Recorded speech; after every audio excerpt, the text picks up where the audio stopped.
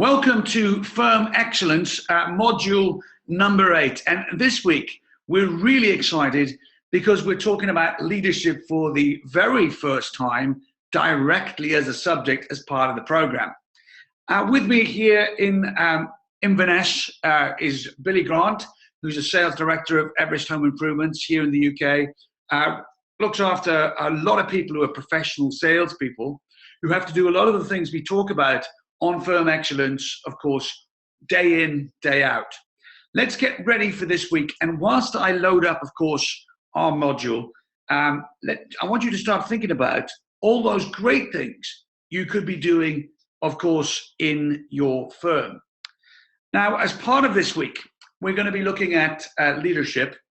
And the exciting part about that, of course, is it really gives all of us a chance to really look in the mirror and really think about where we are at in our own leadership, wherever we are, in whatever company that is, or whatever stage of our career. This week, though, we're going to be focusing on, as part of Module 8, the 7 daily principles of leadership. And the question to you in your firm is, are you creating the chemistry of success for leadership with the people that you lead, with the people that you look after, on all of those involved in your watch? Now, before we get started, I'd like to share with you a really important lesson that sits behind these leadership principles. I don't know about you, I've read countless books on leadership. It's one of the biggest subjects around today in the world, and you can almost find books galore, and yet many of the lessons are similar. But one of the golden rules of leadership that I'd like to put to you before we even get started is the ability of great leaders to take action. And of course, on that note, I'd like to remind you once again in your thought binders, the book, of course, we sent you right at the start. I have mine here with me. And to remind you to go right back to the beginning, to page number 2, where we ask you about, with Firm Excellence, what are you doing with you, your team, and your business? And of course, the famous formula, what are you applying? What are you changing? And what are you teaching or transforming? Now, of course, before we get stuck into this, I'd like to tell you a little bit about the history of these 7 daily leadership behaviors. Looking back at the years 2011, 2012, and 2013, and of course, 2014, I was privileged to run a leadership retreat on the shores of Loch Ness, not far from here actually in Inverness, in a wonderful setting called the Alduri Castle Estate. The purpose of the retreat, which was a leadership retreat, was to invest in, define, and teach deep lessons in leadership to the delegates and company directors who attended. Alduri was ideal. It's an isolated place on the non-tourist side of the famous Loch Ness. I'm sure many of you have heard about it, the Loch Ness Monster. It's a private place with very poor cell phone coverage, and is also romantic. You get lost in the estate. The leaders that come along are away from their work. They're away from their firms. They're away from the pressures of family and relationships. And they come along really looking to invest in their leadership ability. That's why we called it a strategic leadership retreat. Leadership was at the heart of what we did in every single chapter, ranging from key themes such as working on your leadership skill is more important than your leadership results. One year, the subject was all about your leadership story. Year 3 was about building leadership that lasts. And finally, in 2014, defining and building a leadership culture that is people prosperous, profitable, and performs.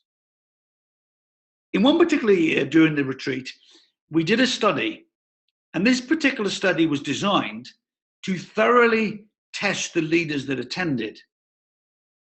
Now, I'd like you to turn to a page in your thought binder or a notepad that you have nearby and take some notes about what I'm about to share with you. As you can see from this wonderful formula from the previous modules, I'd like to share with you an actual study we conducted that really completely challenged the people that attended, so that no matter what the situation we put them in was, and the choices that they had, of course that's choices, minus the interference, that we were challenging their outcomes. Here's the study. I'd like you to imagine that you were taking part in this study yourself. Imagine you're one of a team of directors. In fact, there's 6 of you. Each of you have 6% shares of the company. The firm has got a cash flow issue where it's run out of money and in 3 weeks has to run a payroll bill of $3 million, and you've got no cash and no credit to do it. The chairman has called an emergency meeting. He's also asked if you can also resolve and declare your decision in relation to asking you to return your shareholding back to the firm. This will be addressed as part of the emergency meeting. That's the study. That's the task. We split the groups into 2 groups of 6. We gave them all a role to play and then waited to see what happened next. The study showed some real insights to how people respond under pressure. And there were 3 main behaviors that were displayed. Here's the first one, behavior A survivor mentality. I'm sure that when I describe this to you in a minute, the survivor mentality, you can think of people maybe you've worked with in a previous role or in a previous life. A survivor mentality is someone who went with the motions during the study. They would express agreement and seem as though they were contributing and would fall in line with those in the group. They may as well have been anonymous. Leadership effectiveness, I've scored them 3 out of 10. Behavior type B, a mind block mentality. This is someone who would sit there, and because the scenario that we painted, despite the fact the scene we gave them, the actual brief was a real scenario that actually took place in a company, they were unable to process the fictional element of it being a case study. So they contributed almost nothing. Leadership effectiveness, 2 out of 10. Then we had behavior type C, what I've classified for this study as real leadership. Both groups had a single person, someone who just knew how to lead. They would step up, contribute, influence, and make the difference, suggesting structure, order, insight, action, and deliberate motion towards salvaging the business. Leadership effectiveness, 9 out of 10. The 2 leaders, 1 in each group, really stood up in the experiment, and they were literally accountable. They were people who were able to adapt. They could model their behavior based on the demands they were facing, and they showed great versatility in all elements of the task. It won't surprise you to know that since we actually did this experiment, both the 2 people who were involved in the study have done exceptionally well in their careers. One, who was a call center senior manager, so working in a telephone center, now runs a global powerhouse with over 145,000 people. I don't know about you, but when they started this experiment, they only looked after 2,000. To climb through the ranks to 145,000 in their leadership is simply exceptional. The other person, a professional services leader, now successfully runs an emerging and growing $15 million manufacturing firm in a very tough marketplace.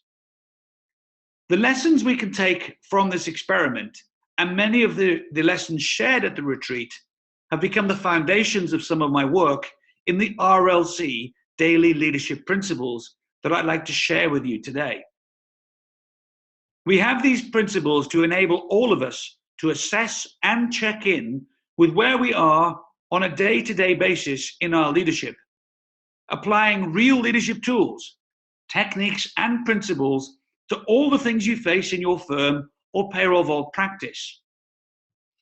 Remember, when you look at this formula from previous, no matter what the situations are that you face, the more choices you develop and the more you're able to eliminate interference, the more likely you are to achieve your outcomes. There are business benefits to the Leadership Daily Principles. Here's one.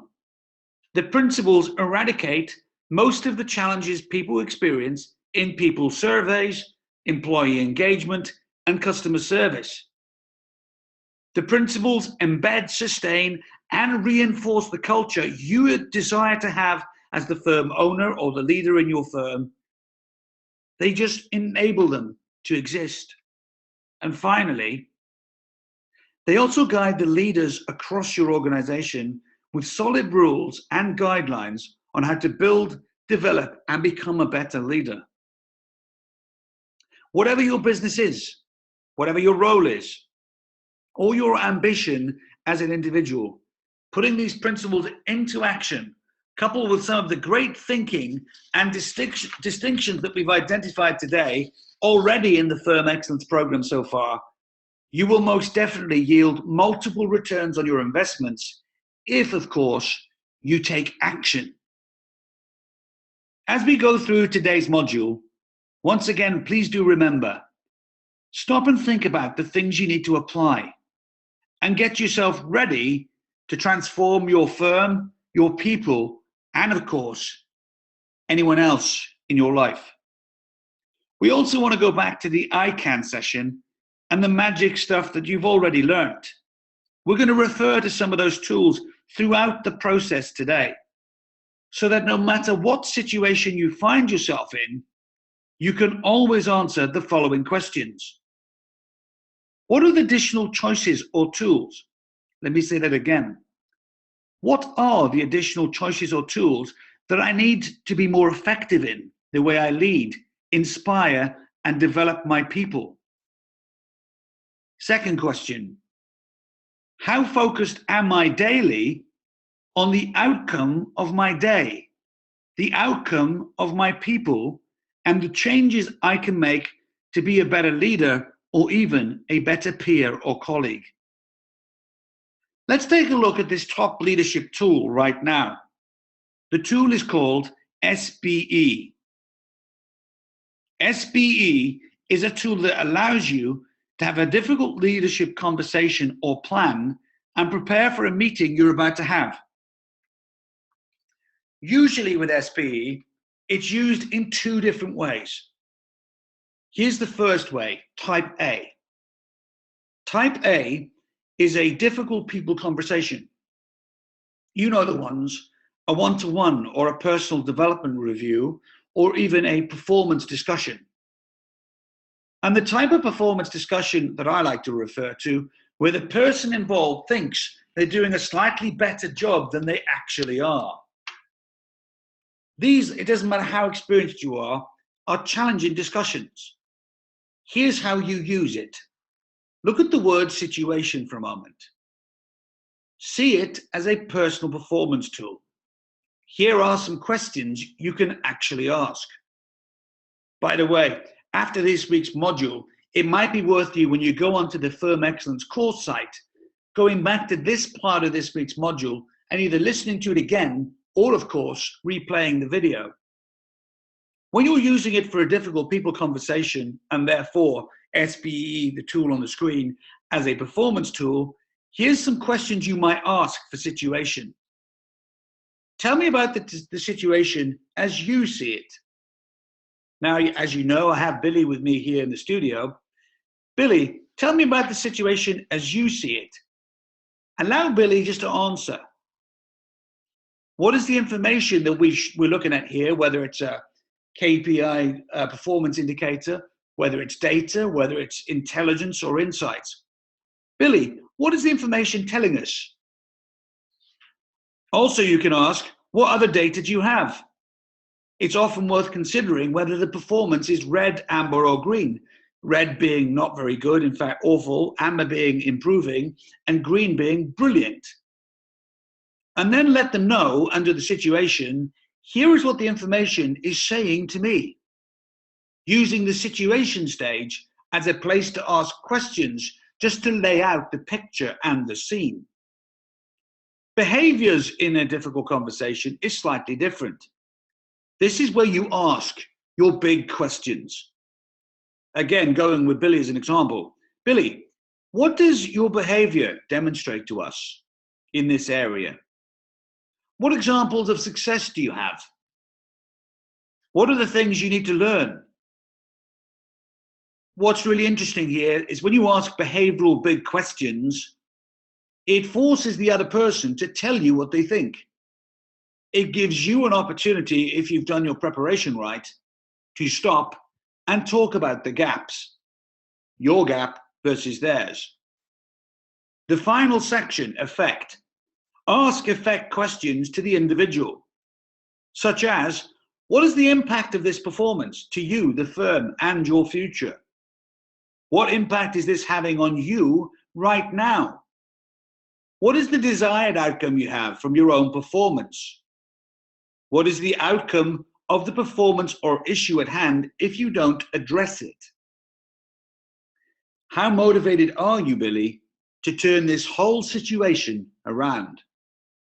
Hopefully you can see in the examples that I've shared with you today, using situation, behavior, and effect as a performance tool conversation for anything longer than a couple of weeks or a couple of months is the ideal way to apply your leadership in an intelligent and sensible way. The second way to use this model is as a preparation tool. This time round, we're going to use it as it's displayed on the screen. And we're simply going to say, what is the situation that you're going into? Simply put, what's the reason for this meeting? For the behavior, we then ask a slightly different question. What is the best behavior you need to model to get the outcome that you want? How do you need to change? What preparation is needed mentally, physically, or in reports? Finally, we look at effect. What is the overall outcome to the meeting? What is the overall feeling you want to leave them with and why? What are the steps needed to get the change that you require? Many of you know in 2015 I did Ironman UK. If you're not familiar with the discipline, it's a 2.4 mile swim, 112 mile bike ride, and of course, a small matter of a marathon right there at the end. I learned so much about my own mindset that day, about enduring, staying the course, and finding that human grit and resilience. I have a special logo in a lovely silver chrome color on the back of my car.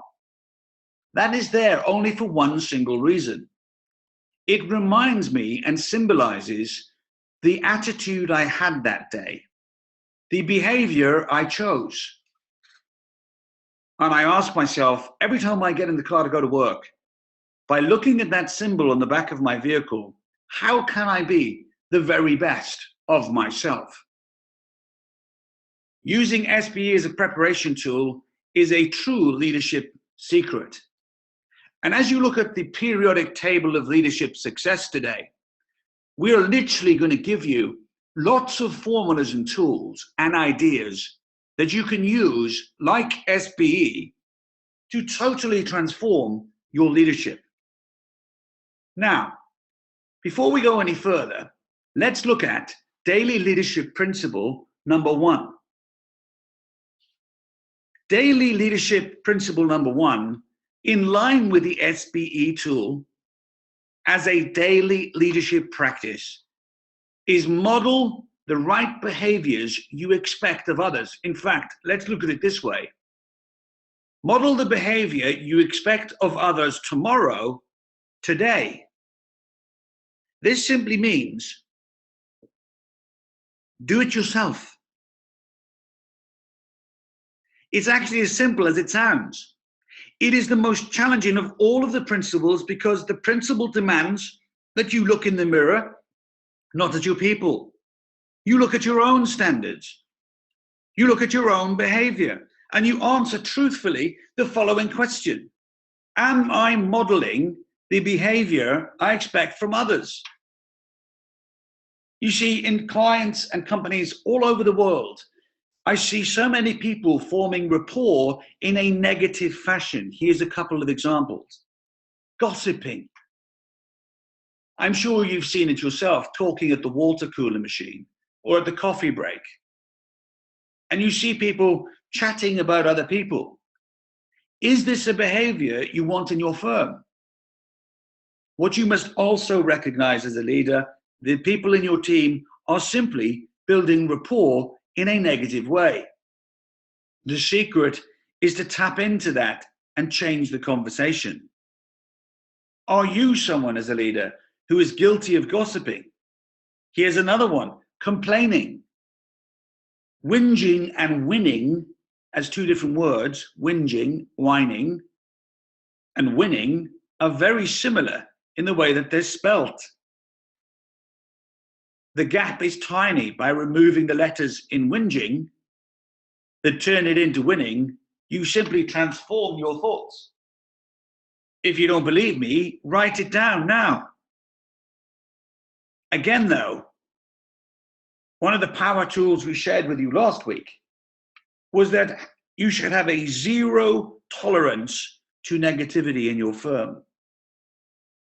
There's a rule that I've shared with clients all over Europe and all over the UK, and it's a simple rule that says, never not in my presence. In fact, I'd like you to write it down.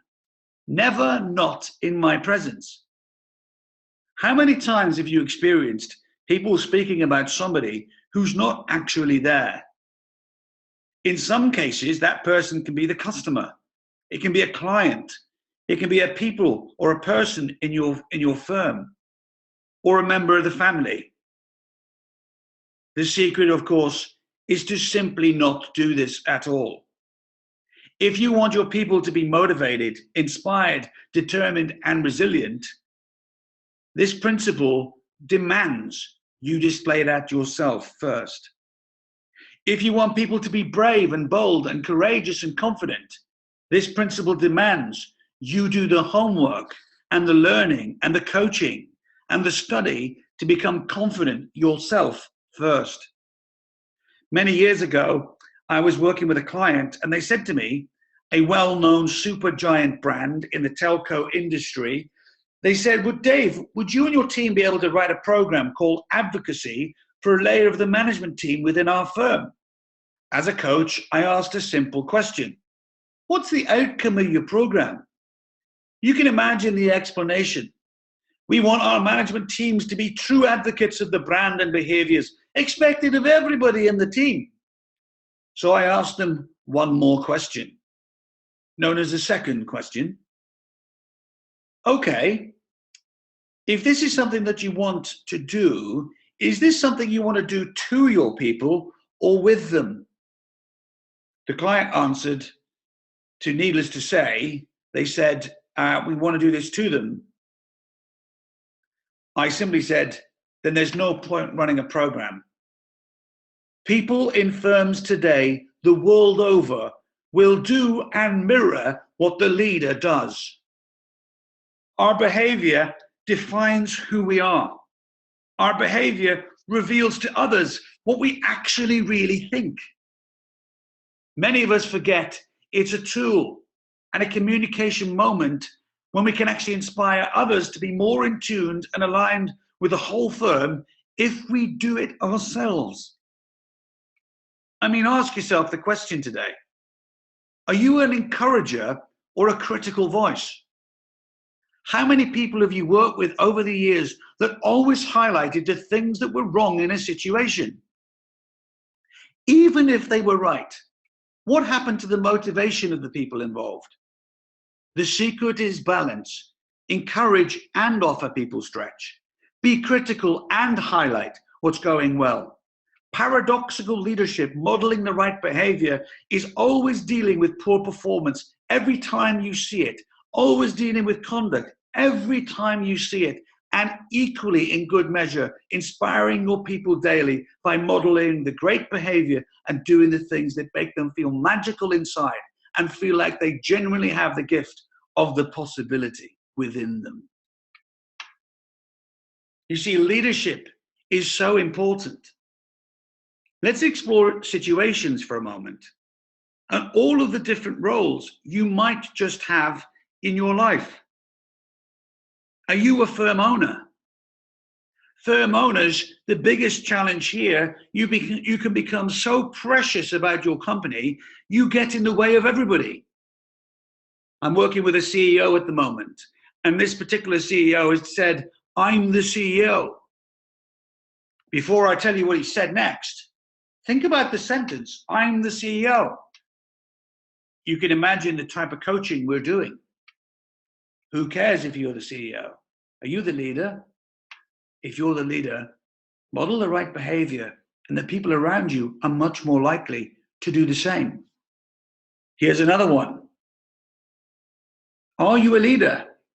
If you are, what is your personal brand? What do you stand for? Here's another one. Are you a relative? And I understand as I ask you these questions, you're most likely saying yes to each of them. What do your family say about you? Even when you're sick of somebody telling you something again, do you apply the principle as it writes in your thought binder today? Do you apply the listening principle that says, I'm going to listen to what you've got to say because I care about you more than the fact that you've told me already? Are you a parent? What do you let your children see? No matter how old they are. Are you setting the right example? Are you a husband or a wife, a sister or brother? What about a colleague or boss? Or more importantly, what role do you play as a member of your community? It's an important day in the USA today where, of course, as many of you know, it's January the 20th, and the presidential-elect changes. And if you want to make a difference during this time, being a real active member of your community for the people around you is an important part of maintaining and contributing and making a difference, regardless who's at the top of the ship. Are you a coach? Do you look to help the people in your firm discover and learn new skills, new talents, and achieve their dreams? Stephen Covey said many, many years ago in the CD series or the book series, if you ever saw it, and that was 7 Habits of Highly Effective People from the 1990s. If you help somebody achieve their goal, they're more likely to help you achieve yours. So do you coach people? In each of these styles, do you reflect what you say you are in how you interact and behave? Simply, do you do what you say you do? Now, whatever your role is, it's about having more choices. I'd like you to turn for a moment to the page in your thought book, if you have it there with you. And if not, go back to it later and come back to this part of the session and do it then. And you're going to see on this particular page that there is a leadership effectiveness index tool. What it measures you on page 16 on 3 vital areas of leadership. Let me share with you what those leadership areas are on page 16 of your thought book. It lists over 12 leadership behaviors. It asks for each behavior what your knowledge level is, 1 to 10, what your ability level is, 1 to 10, and more importantly, how frequent do you do it? As you look down the page in this table of page 16, let me read to you some of the behaviors in this book. How do you rate as an excellent communicator?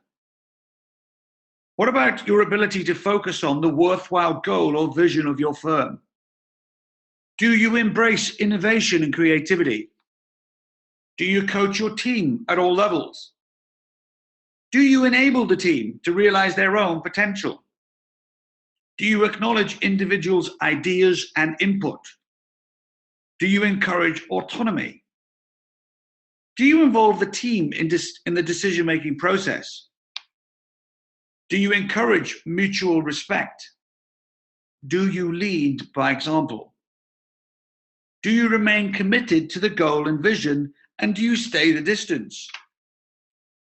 Once you've scored for each of these, your knowledge, your ability, and your frequency, you simply add them all up in the total box for each column.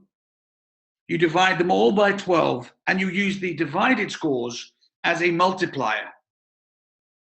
And the calculation at the bottom of the page will tell you your ability, your knowledge, and your frequency, your overall leadership effectiveness.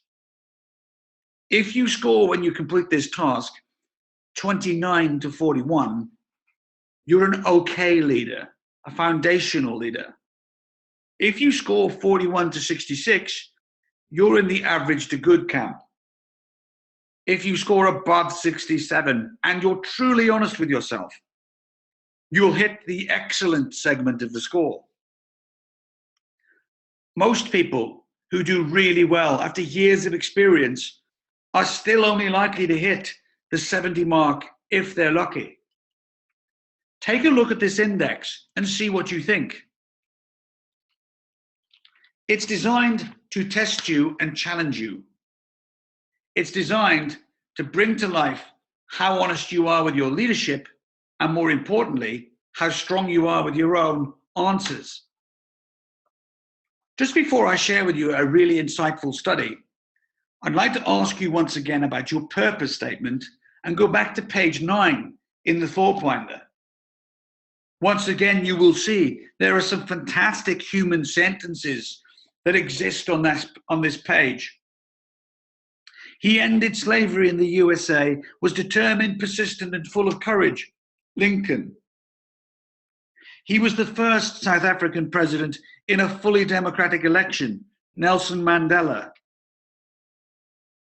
He provided a safe environment that was loving for his whole family. Dads everywhere. A leader's brand is summarized by a sentence. What is yours? I'd like to ask you to make sure, as part of Module 8, you take the time to write your sentence. Really define what leadership behavior you're going to model and be. Purpose is vital. What are you bringing to your firm? What are you doing? Let's look at this survey for a moment. This survey is incredible. It was taken from 10,000 businesses in the US. They were all asked a really important question. We've taken it from our program, iLead. iLead is our online modular program for leadership. They were asked, what are the highest ranking qualities employees want from their leadership? They were then ranked. Each behavior was considered. The percentages of the overall scores were recorded. And of course, we then looked at what the results were. Here's the one that came in 6th place. What's really remarkable about this one, this particular behavior, is we all deal with conduct. We all deal with challenging conversations, but in 6th place on the grid is recognition of employees. This simply means that people want to know when they're doing a good job. How much time every day do you give to this? Recognition is important, not just to those of us who require it, but as a leadership principle. In fact, a whole load of people require this in their day-to-day behaviors. 10% of the 10,000 rank this as the 6th most important thing. I find this to be remarkable.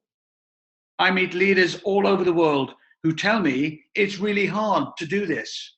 Or even worse, they tell me it's really hard when someone says it to me. They think having praise is unnecessary. It's a critical part. Here's the next one in 5th place. Overall intelligence. This is really interesting. How many of you think about competence in your role?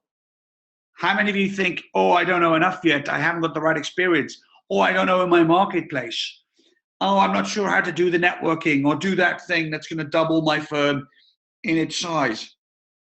Yet in the study, this is only, again, 13% of the 10,000 said this is the 5th most important thing. So far we've recognized recognition is important. Competence is important. Yet, as the study grows, let's see what comes up next in 4th place. Already we know telling people when they've done a good job is important. We know that being competent, which means doing things when you say you do, meeting deadlines, executing, demonstrating tough decisions with edge is important. Let's take a look at number 3 on the list. I really do like this one. This is so simple. A leader who demonstrates fairness was next on the list. So in 4th place out of 6, we have this highly attributable super principle called fairness. For many of us, it's a value. How many leaders do you know or you've worked with before in your career didn't demonstrate fairness? It was 14% of the 10,000. Now let's take a look what comes up in 3rd place. What I love about this survey conducted by Gallup is the top 2 answers are truly extraordinary and yet so magnificently surprising. So we're going from fairness. We're now looking at knowledge of the business.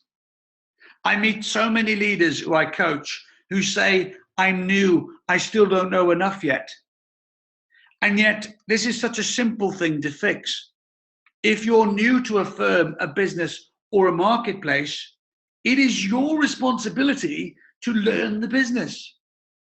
There are some of the best people I've ever coached have this knack of making sure that they narrow the time it takes to learn the business. I'm sure if I ask Billy here, that his favorite person that he employs in his management structure is the person who grabs the business quickly and they give it the dedication and focus that's required so that the coaching is easier, that the relevance is easier, the context is easier. 17% said that knowledge of the business was critical. Let's take a look at what came second in the survey. Again, this particular one is going to surprise you. It's going to tell you about a word, of course, that sometimes goes missing in business today. We become so much more focused on other things. If I asked you to do this for your family, you would do this correct every time. Strong ethics and morals. So fairness hits on the survey in a very high ranking place. But in 2nd place, strong ethics and morals. It's extraordinary that when you look at leadership and you look at what are the qualities that people actually want, these are so simple. How many of these on a day-to-day basis do you exhibit? What are the things you need to work on and get even better at? But here's the secret sauce. The number 1 behavior on the list, the top 6. Can anybody out there on the call today on Firm Excellence guess what this is? It's so simple. It took 27% of the marks.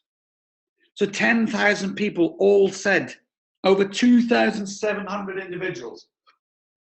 Above all else with their people and with their leaders, the quality they wanted the most was to do something so simple, and that was lead by example.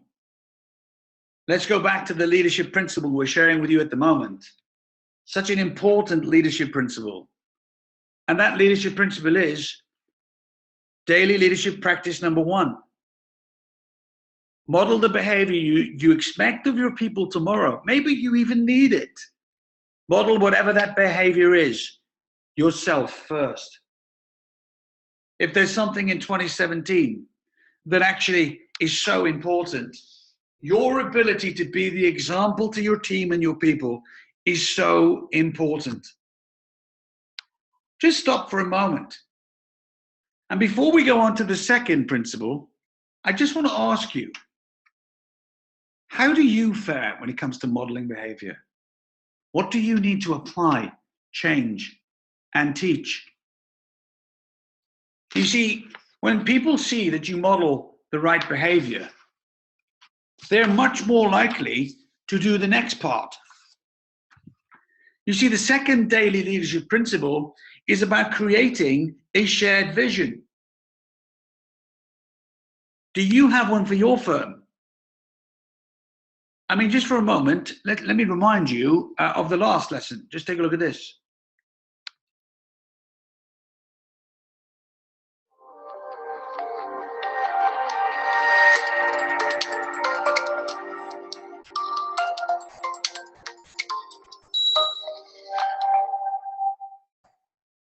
I'd like to share with you today 7 daily practices that if you apply them, I guarantee it'll improve your results.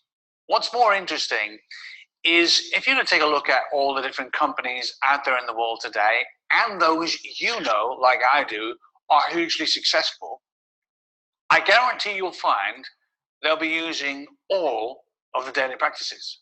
The first daily practice of leadership, real leadership, is to model the leadership you'd like to see in your business. Know what the leadership style you require is.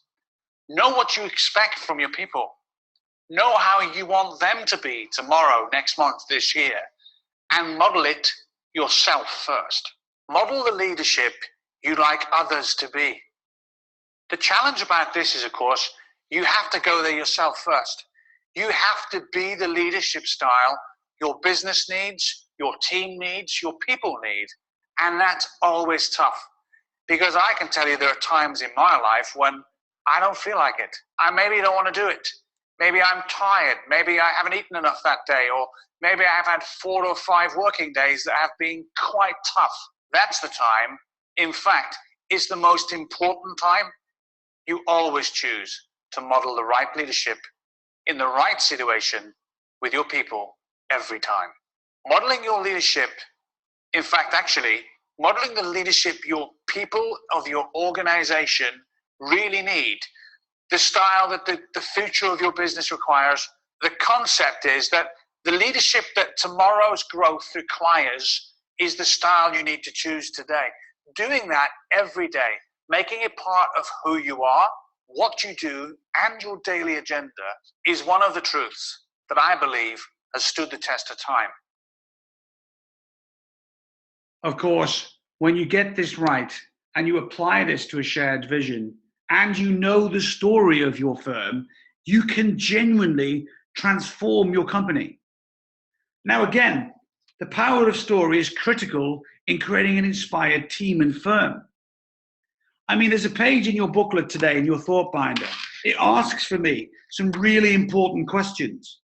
Just while I find you that page on leadership, the question is, who inspires you and why, on page 12? Who inspires you and why? Here's the thing.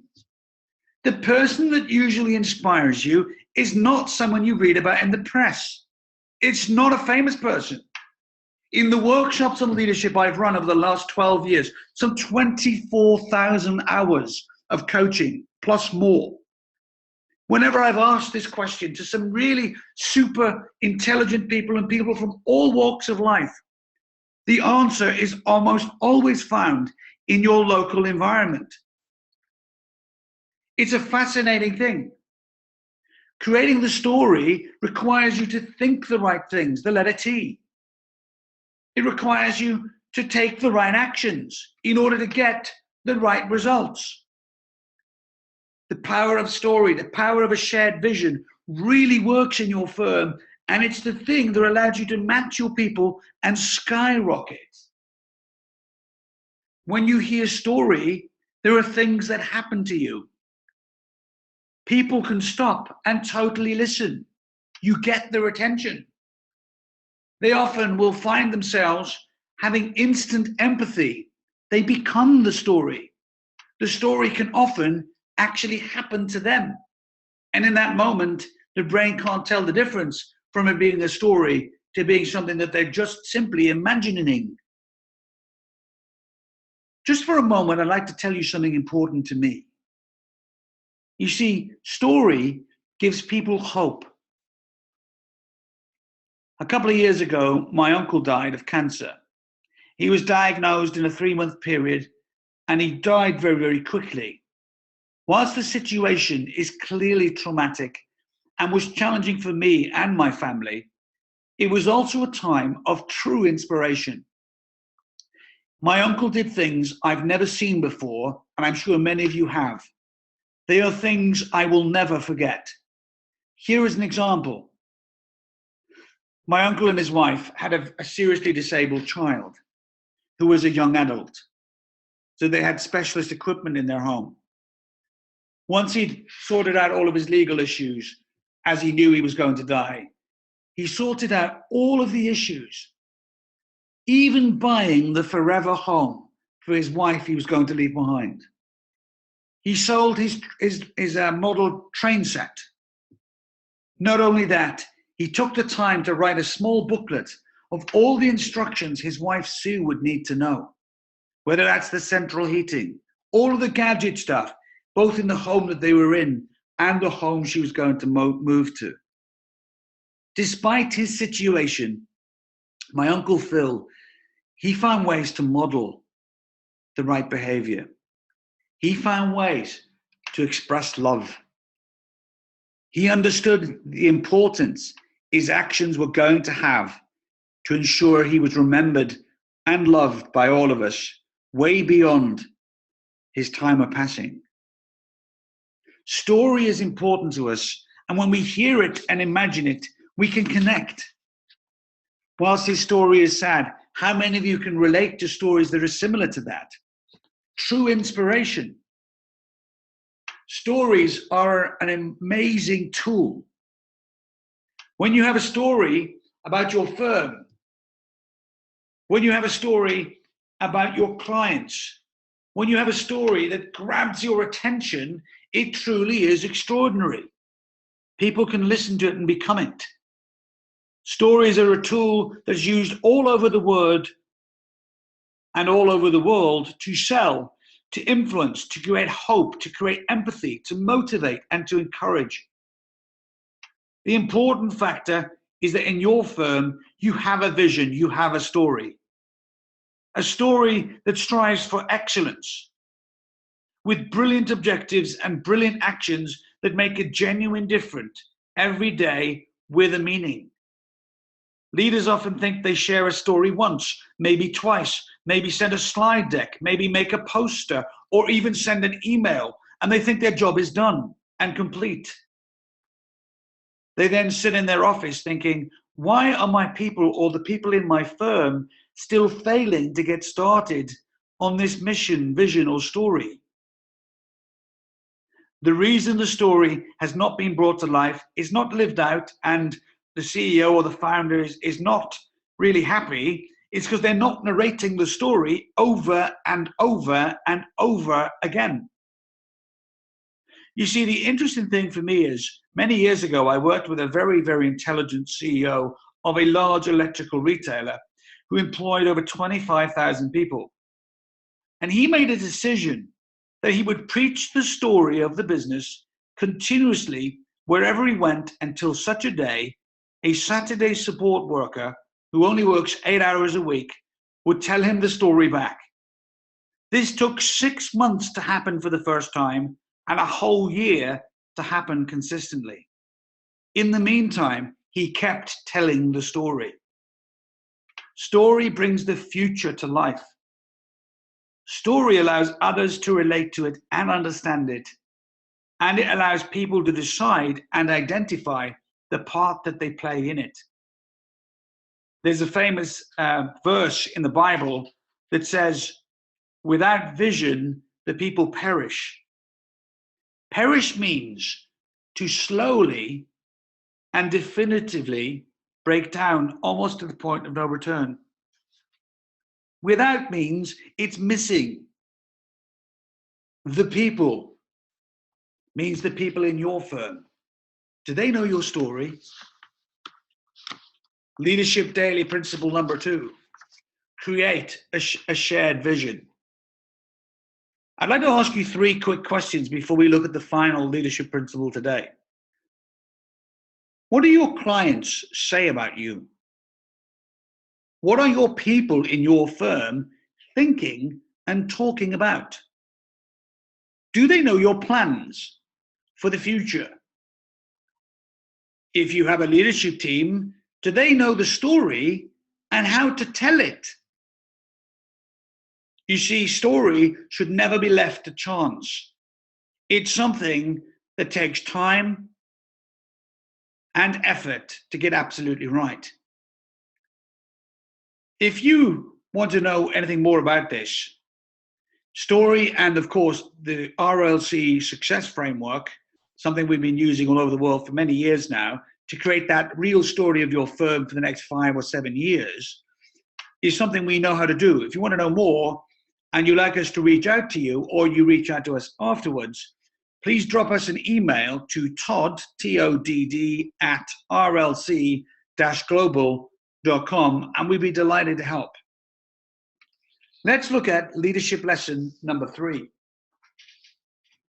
Leadership Daily principle number 3 is removing obstacles in your business. Obstacles come in all types of shapes and sizes. The leader can be guilty at times of creating them. In an owner-managed business, I mentioned earlier, the risk to the team or the people is that the owner gets in the way of progression. I am sure you've all experienced or had the delegation challenge of letting people get on with and run your business or department. I'm sure you've all been there, where there are tasks you should relinquish to the right person or the right talent so that you can spend time working on the right parts of your business. Yet in this case, the owner can think at an even worse level than the example of delegation. An owner can be guilty as a leader of thinking they actually know better. This knowing, this deep sense of importance or pride, otherwise known as ego, stops an owner-based leader of knowing and seeing the future opportunity. As an owner myself, knowing when to get out of your own way is a skill that is challenging. Focusing on removing obstacles and making things more efficient, easier to do, and things that enable the goal, mission, and vision of the business is partially the key. Taking your time to challenge the process, and the processes up to date. I mean, are they? Are the processes up to date? Really considering, how do you challenge the process? Do you use the right systems? Is your technology benefiting your business? Do you have the right software? Do you apply and use the right language? How do you use your time? Is your communication strategy effective, internally or external? Do you challenge the process in how you personally use time as well as the people in your firm? How much time every week is wasted? And how does time impact others?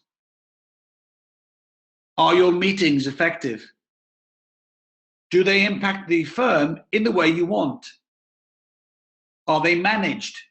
Do they have a clear purpose? And do your meetings have a clear outcome?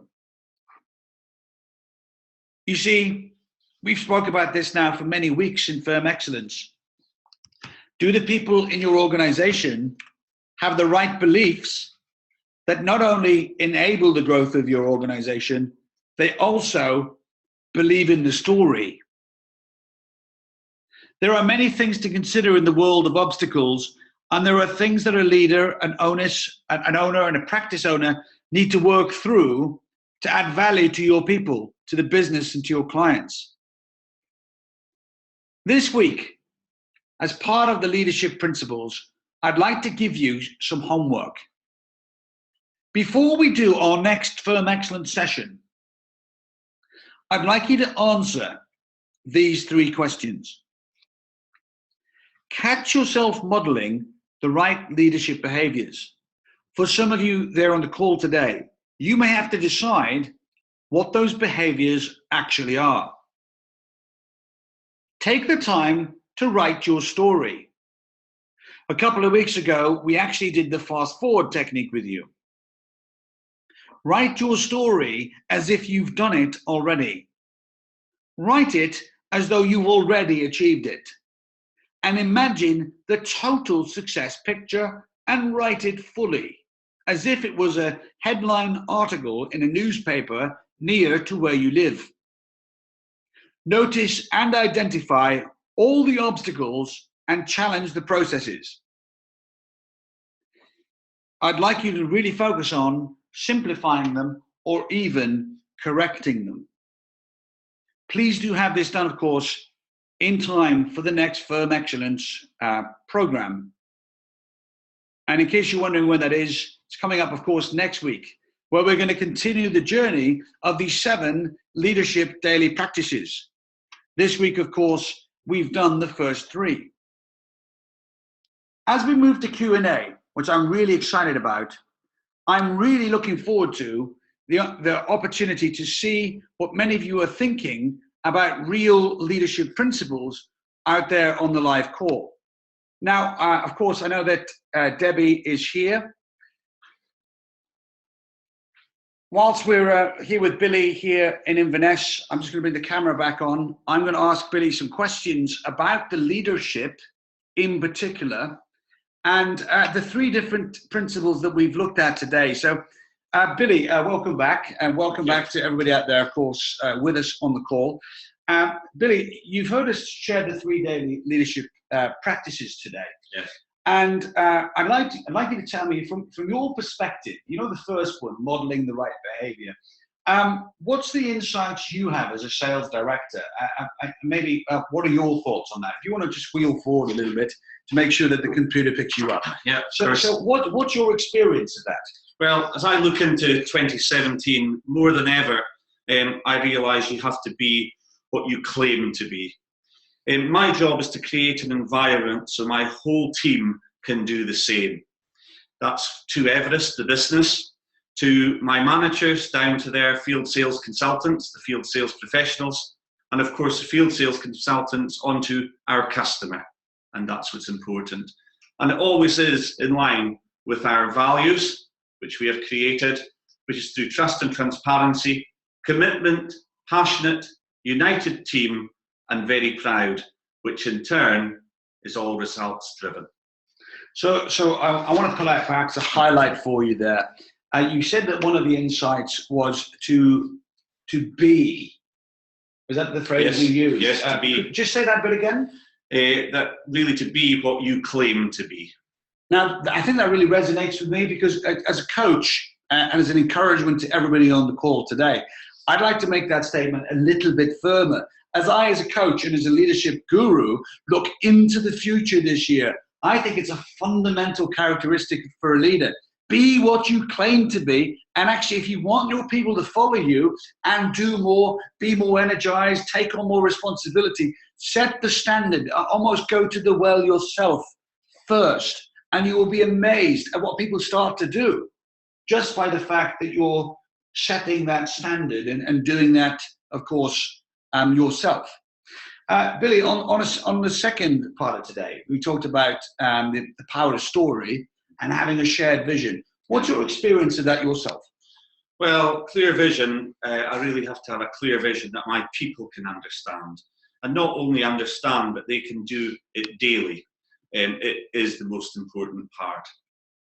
I have to say, that again is a fundamental truth. And whether you're the example I shared earlier, the CEO chap who carried on telling the story for a whole year and beyond. I think it's the thing that, when you think about communication as a skill and storytelling as a skill, it's so easy to tell it once, twice, second time, third time, fourth time, fifth time, maybe even get up to 10 times. And you're thinking, surely everyone must know this.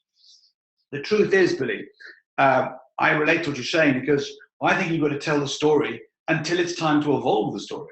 That could be 3-5 years, depending on your firm and what your business is about. It's that dedication, it's the right story, and preaching it to your people so they can feel like it's their own. Okay. We then talked about obstacles. As a sales director, what do you do with that? Well, Dave, as you know, I run around about 280 professional sales consultants, and every day something comes up from any one of them, including the senior management team. And one of my top 5 things that I like to look at is, what can I do to make their life much easier? And sometimes, Dave, it's just taking the time out to listen to them. It was actually working with Billy many years ago. We invented a really tried and tested, simple listening principle that I'd like to share with you today from a leadership view. And that principle is listening like your life depends on it. It is so amazing, isn't it? When you take the time to listen to your people, it's often where some of your best business ideas come from. There was a company we were working with once, Billy, who came up with an idea of how to make appointments, and to make appointments with customers they already had. And when they did it and put it into all of their operation, it equated to growing their business by 1.5 million in the first year. Such a simple idea that came from a frontline colleague who was just curious and interested about the business. So the leader at the time was clearly looking for it and was listening. Obstacle removal as a leader, though, is really important. You looking at ways to support your people, support the team, checking in on some of the things I have listed here, checking technology, software, processes, people development, talent, data, intelligence, decision-making, implementation, schedules, calendars, language, meetings, time, delegation, invoices on, exec support, clarity, a whole list of things I have here that are things that you can take obstacles out from to do the tried and tested, hardest challenge ever, to make things simpler for your people and easier, saving them time and making processes that are fit to deliver the vision and, of course, to maximize the behavior that you're modeling. So, Billy, thanks for your answers there. I've got a couple of questions out here that are, of course, being asked. I'd like to just recognize there is the question, of course, from Alina, the Leadership Effectiveness Index. Could you please explain further these behaviors, difference between focusing on worthwhile goal vision versus remaining committed? I guess, okay, I like that. Let's deal with those parts first. First and foremost, Alina, thank you for the question. Focusing on the worthwhile goal vision is what that behavior is how much time do you spend daily of thinking about the purpose and the goal of your firm. So that's deliberately focusing on it, whether that's mindset, whether that's taking the time to think about your day, whether that's having it in your line of sight where your desk is, whether that's having a personal meaning. How much time do you think about the goal and vision of your firm? So in your case of Insperience, what are you doing daily about the vision of the future in that place? What's the difference between focusing and remaining committed? Well, committed is more about resilience. Committed is more about persistence. It's a different behavior. Focus is loading up your lens. Persistence is staying focused on it.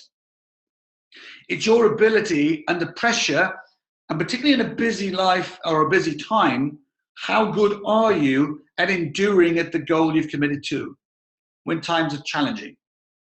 And I love what you said there, staying the distance. This is a really simple behavior. It's enduring, pardon me, at its finest form.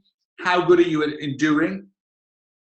And encouraging autonomy is when you've got the right systems, the right processes, and the right people where you can create a world of autonomy, and it's not empowerment. Autonomy is where I have the ability to achieve the objective because I have the right strengths, I have the right abilities, the right balance of knowledge. So when you give me the responsibility or the accountability to do that, I'm able to say, right, okay, I've got the right knowledge and ability. I know what I've got to do. You can then trust me with the outcome, with a clear briefing, clear communication, etc. Now, I love Kevin's question as well around Donald Trump. And Debbie, thank you for, of course, answering the question on behalf of us there.